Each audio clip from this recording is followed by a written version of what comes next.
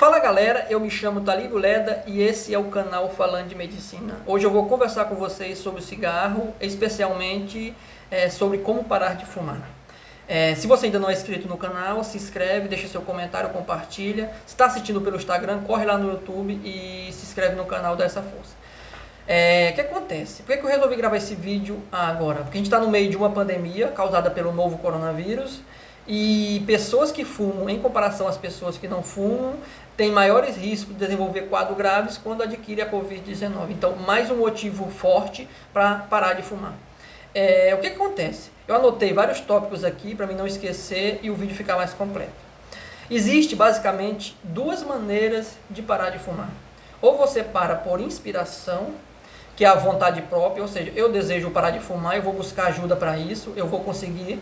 Se você consegue fazer isso, parabéns, você representa 5% das pessoas que conseguem parar por vontade própria, sem procurar ajuda médica. Beleza, então a primeira maneira é por inspiração. A segunda maneira de você parar de fumar é na dor, que acontece com muitas pessoas, infelizmente é muito triste. O que acontece? A pessoa desenvolve uma doença, uma úlcera, qualquer coisa, um câncer, e vai no médico, o médico diz o seguinte: ou você para de fumar hoje, ou você vai morrer daqui 2, 3 meses, e a pessoa é obrigada a parar. Então, isso era a primeira coisa que eu queria deixar com vocês. Existem dois motivos, ou na inspiração ou na dor. Desculpa. Beleza, o segundo tópico que eu queria falar com vocês é o seguinte: por que o cigarro leva à dependência? O cigarro, ele possui uma substância chamada nicotina. A nicotina, ela é uma substância estimulante. Então, quando eu fumo o cigarro, a nicotina que é inalada, presente no meu organismo, como ela é estimulante, ela vai me causar um bem-estar. Então, se eu deixar de fumar, eu vou ficar com um mal-estar. Beleza, então a nicotina é uma substância estimulante que me causa bem-estar, então por isso que leva à dependência química. Quando você para de fumar, que a gente dá o nome de abstinência, o seu organismo vai sentir falta da substância chamada nicotina. Então, se ela era uma substância estimuladora, quando você parar de fumar, você vai ficar com depressão, ansiedade, raiva, irritabilidade, fome, inquieto. Então, ou seja, o organismo está pedindo para você consumir novamente. Então, esse é um dos principais problemas que leva as pessoas, quando param de fumar, a voltar a fumar novamente. Beleza. O que acontece?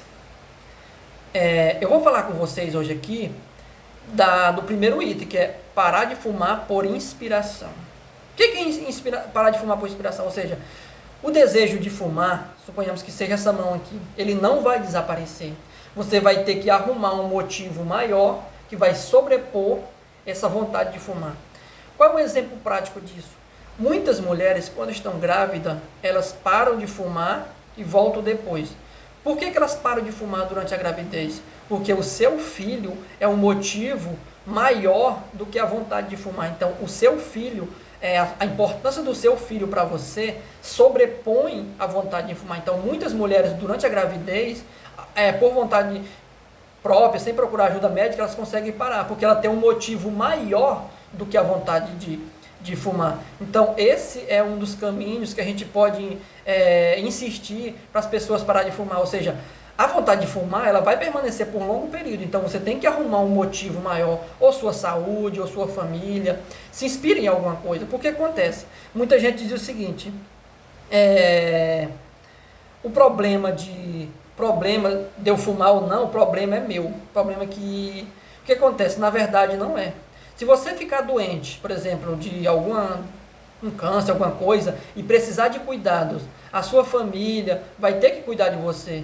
Então, o fato de fumar não é problema seu. O fato de fumar é problema dos seus familiares. Então, você vai precisar de cuidados, por exemplo, deu uma doença grave dos seus filhos, seu pai, sua mãe, suas irmãs. Então, você vai precisar de cuidado de terceiro. Então, você vai pensar: cara, se eu tivesse parado de fumar, eu poderia ter evitado isso. Então, esse é o primeiro tópico que eu quero elencar com vocês. E outra coisa muito importante: a dor, ou seja, o mal-estar que você tem quando para de fumar, ele é passageiro. Ele vai durar 1 ou 2 meses. e a dor crônica que você tem quando desenvolve um problema de saúde causado pelo cigarro, um câncer, alguma coisa, isso é crônico. Então é melhor você passar mal, sofrer 1, 2, 3 meses, porque muitos especialistas falam, se você para de fumar hoje, daqui 2 ou 3 meses, você não vai saber o que é felicidade, sua vida vai virar um inferno, mas é melhor virar um inferno agora, 1, 2 meses, do que virar um inferno depois. Beleza? Parece eu sendo grosso, mas a gente tem que realmente chegar a esse ponto, tentar levar essa discussão com você. Beleza? Então, quais são o passo a passo para você parar de fumar? Eu tive buscando em alguns livros e vou mostrar para vocês basicamente como é que funciona esse passo a passo. O que acontece? Beleza, suponhamos que eu fumo, estou com dependência.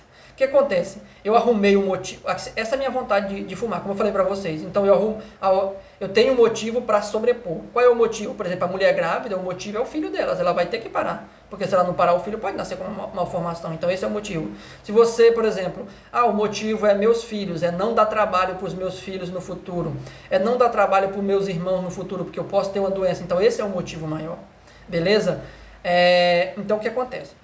Você está decidido a parar de fumar. Qual é o primeiro passo? Procure a ajuda de um especialista. Quem é o especialista? Um médico. Não precisa ser um médico especialista, pode ser um médico generalista mesmo. Então, beleza. Você vai chegar no seu médico e ele vai aplicar um questionário com você. Que questionário é esse? É um questionário para ele avaliar o grau de dependência sua. Então, esse questionário, eu vou falar as 6 perguntas principais que ele vai perguntar para você, para verificar o seu grau de dependência. Porque a partir daí, ele avaliar se o grau é menor, se o grau é maior, ele vai saber quais drogas, se vai utilizar uma, se vai utilizar duas, qual a dosagem desses medicamentos e tal. Então, isso é muito importante. Qual é a primeira pergunta que ele vai fazer para você? Quanto tempo depois que você acorda, que você fuma o primeiro cigarro? Porque se você acordar e fumar um cigarro nos próximos 5, 10 minutos, isso significa que sua dependência é alta. Se você leva 1, 2, 3 horas para fumar, significa que sua dependência é baixa. Então, essa é a primeira pergunta. Quanto tempo depois que você acorda, você leva para fumar o primeiro cigarro? A segunda pergunta se você acha difícil não fumar em locais públicos, ou seja, você vai para um local fechado, para um evento, lá não pode fumar, você fica incomodado, isso é sinal de gravidade, sinal de dependência. Se você está lá no evento e não está sentindo falta do cigarro, significa que sua dependência é leve. Qual é a terceira pergunta? Qual cigarro te traz maior satisfação? É aquele que você fuma pela manhã ou pela tarde? Se for aquele que você fuma pela manhã, significa gravidade. Por quê? Porque seu organismo, durante a noite, que baixou que você não fumou, quando amanhece o dia, você está faminto para fumar cigarro. Então, significa que seu organismo está dependente da nicotina. Qual é a quarta pergunta? Quanto cigarro você fuma por dia? Porque isso é uma coisa diretamente proporcional. Quando menos cigarro você fuma, menos grave. Quando mais cigarro por dia você fuma, maior gravidade. Qual é a quinta pergunta?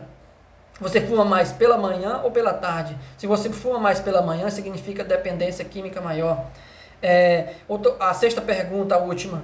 Você fuma mesmo estando doente? Você está doente, uma gripe, sei lá, uma febre, qualquer coisa, e você continua fumando? Então isso significa que o seu grau de dependência é alto. Então o médico vai perguntar para vocês essas 6 perguntas e vai anotar lá. E no final ele vai fazer uma pontuação. E a partir disso ele vai instituir o tratamento para você. O tratamento ele é baseado em 3 itens principais. O primeiro item é o tratamento comportamental. Você vai ter que assumir a responsabilidade. Só o tratamento medicamentoso não vai resolver. O primeiro, a terapia comportamental que eu falei para vocês, você vai ter que arrumar um motivo para sobrepor essa vontade de fumar. Que você não vai parar de fumar por parar, porque o seu organismo precisa. Dependência de cigarro é doença, gente, não é besteira, isso é coisa séria. Você pode, não vai resolver assim do dia para a noite. Então, beleza? O primeiro passo é terapia comportamental. O segundo passo que eles chamam de reposição de nicotina, ou seja, você parou de fumar, mas ainda daqui 1, 2 meses você vai ficar recebendo alguma dose de nicotina para tentar diminuir aquele mal-estar da falta do cigarro. Então, normalmente tem balas, goma de mascar, que quando você sente vontade de fumar, você vai mascar essa bala de nicotina, numa dose pequena, claro, para tentar diminuir o mal-estar que seu organismo tem. Então, com o tempo, você vai usando isso e quando vai avançando 2, 3 meses, você vai diminuindo até abandonar essa. Além disso, também tem adesivo, coloco o adesivo de nicotina aqui, para fornecer uma pequena quantidade de nicotina, para diminuir o mal-estar, porque a abstinência leva a consequências graves.